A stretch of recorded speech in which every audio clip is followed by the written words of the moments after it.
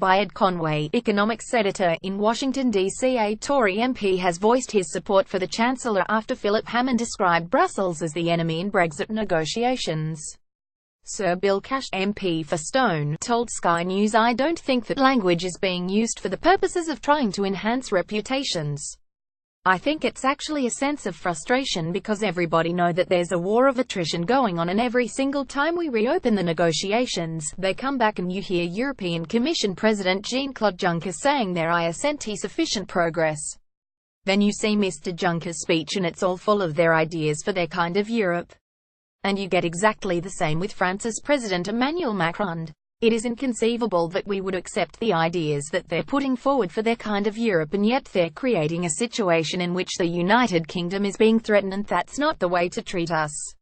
Video. Former Chancellor advocates reshuffle of incumbent. Earlier, Chancellor Philip Hammond told Sky News that he understood emotions in the government were running high, but urged his colleagues to stop squabbling and focus on the Brexit talks. He said, "My message is this: I understand that passions are high and I understand that people have very strong views about this, but we're all going to the same place. We all have the same agenda. The enemy, the opponents are out there. They're on the other side of the negotiating table. Those are the people we have to negotiate with, negotiate hard to get the very best deal for Britain."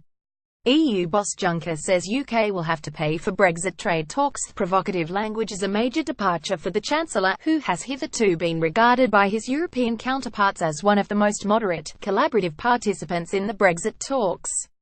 A matter of hours after making the controversial remark, Mr. Hammond apologised for his poor choice of words. "We will work with our friends and partners in the EU on a mutually beneficial Brexit deal," he tweeted, ending his message with "no enemy share." Pro-group in legal threat over secret Brexit studies. In an interview today, "I was making the point that we are united at home.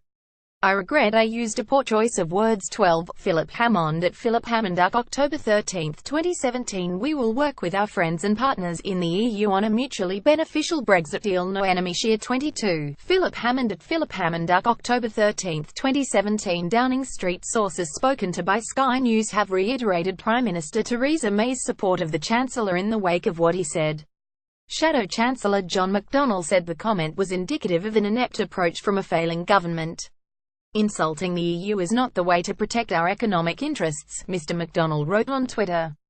Peter Dowd, Labour's Shadow Chief Secretary to the Treasury, said Mr. Hammond was acting like Basil Fawlty on holiday. Mr. Hammond has been under extreme pressure from cabinet colleagues in recent weeks, amid frustration that he's holding up the talks and being too pessimistic about Britain's prospects outside the EU. His comments come at a fragile juncture for the Brexit talks, which are still mired in discussions about the size of Britain's divorce bill. Video. MPs accuse government of not taking possibility of no-deal Brexit seriously. Hours before Mr. Hammond spoke to Sky News, Mr. Juncker said, "I'm not in a revenge mood. I'm not hating the British. The Europeans have to be grateful for so many things Britain has brought to Europe before war, during war, after war. But now they have to pay." Mr. Hammond, who has been urged to resign by prominent Brexiteers, including former Chancellor Lord Lawson, said he had no intention of standing down. He described as bizarre allegations from some MPs that he was talking down the economy. Video. Juncker Brexit bill like round of beers. The Chancellor has been under fire after writing in a newspaper column this week that he had no immediate plans to spend more to buttress the economy against the prospect of there being no deal in the Brexit talks.